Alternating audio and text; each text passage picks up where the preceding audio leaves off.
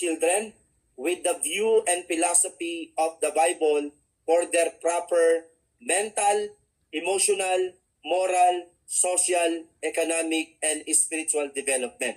Kumbaga, sakop lahat, no? Sakop lahat. And then makita po natin, kaya po, kung mapapansin nyo, tutok din po tayo sa mga bata. Kasi ito rin po yung mga vision na tinitignan po natin, na yung mga bata po ay talagang maturuan sila in philosophy of the Bible.